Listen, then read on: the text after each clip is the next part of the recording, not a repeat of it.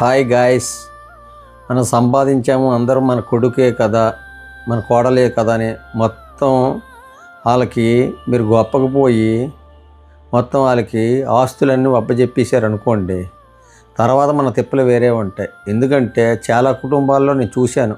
ఎందుకంటే నేను చాలా ఏరియాలు తిరుగుతూ ఉంటాను, చాలా ఫ్యామిలీస్లో ఈ విషయంలో నేను చూశాను. ఏంటంటే మనకంటూ ఆస్తి అనేది ఉండాలి మన చివరి వరకు. అది ఎలా అంటే స్థిరాస్తి అయి ఉండాలి. తరువాత అది ప్రతీ నెల ఇంత ఆదాయం వచ్చేటట్లు మనం చూసుకోవాలి. అది ఎట్లా అంటే స్థిరాస్తి సంపాదించినప్పుడు స్థిరాస్తి అయినా నీకు ప్రతీ నెల ఇంత ఆదాయం వచ్చేటప్పుడు ఉండేటప్పుడు నీకు నీ భార్యకి ఎటువంటి ఇబ్బంది ఉండదు.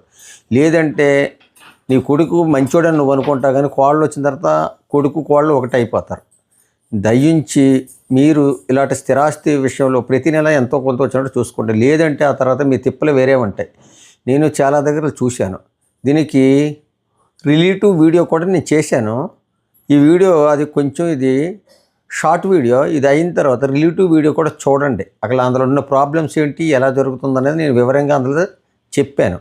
ఈ వీడియో మాత్రం షార్ట్ వీడియో కాబట్టి కొంచెమే మాట్లాడుతున్నాను. దీని రిలేటివ్ వీడియో కూడా ఈ వీడియో కింద ఉంటుంది, ఒకసారి చూడండి. మనకి తరువాత మనం అంతా అప్పచెప్పిన తర్వాత మన పరిస్థితి ఏంటనేది రిలేటివ్ వీడియోలో చెప్పాను. చూసి ఒకసారి మీరు రిలేటివ్ వీడియో చూసి నా వీడియోకి సబ్స్క్రైబ్ చేసుకోండి, లైక్ చేయండి. మన కోసం, మన అందరి కోసం ఈ వీడియో ఒకసారి చూడండి.